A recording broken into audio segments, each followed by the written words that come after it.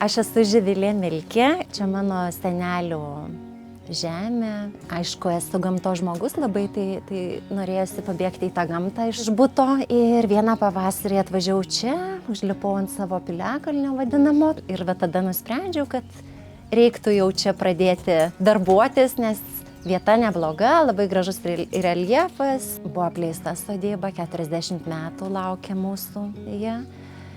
Ir pirmais metais tiesiog pasisėjom saulėgrąžų lauką.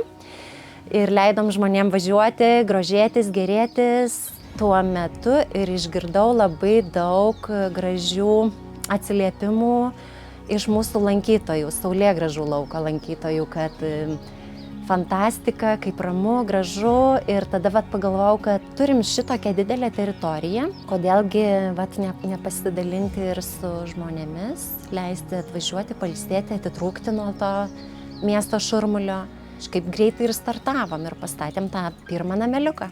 Tai žinoma, orientuojamės tik tai labai ramų poilsį, tai priimam iki 5 asmenų. Namelis veikia visus ištisus metus.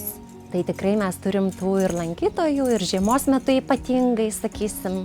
O šiaip absoliučiai viskas yra namelyje, nes namelis įrengtas tiesiog kaip namuose, kad atvažiavęs pasijaustum laukiamas svečias ir rastum visiems gyvenimo atvejams visko.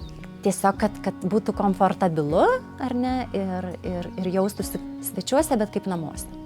Mūsų ūkis toks mini ūkis, bet turim ir patarškas višteles, turim povų 2 poras ir 2 ožkytės turim, 2 katinus ir šuniuką. Visi draugai ir juokiasi, sako, reikia liesti į kaimą, tai jau čia turėsi ir vištų, ir karvių, ir taip toliau. Sakau, gal karvės ne, bet vištų tai aš tikrai turėsiu. Ir gaidį tikrai turėsiu. Tas gaidžio giedojimas šiais laikais, tai jie tiesiog pasiilgė to. Viena moteris parašė atsiliepimą, kad viskas labai gerai, jokio šurmulio, o kur kas nepatiko skiltyje, tai su šypsenėlė ryte gieda gaidys ir daug šypsenėlių. Tiesiog toks tai juokelis.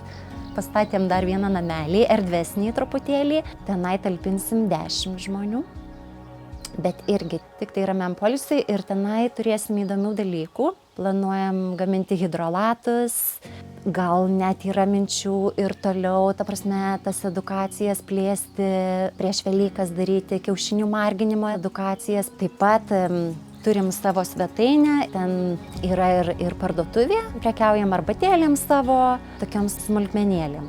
Bet planuojam išsiplėsti ir tą prekybą internetinę, žodžiu, plačiau, su hidrolatais ir visa produkcija, kuri auga pas mus.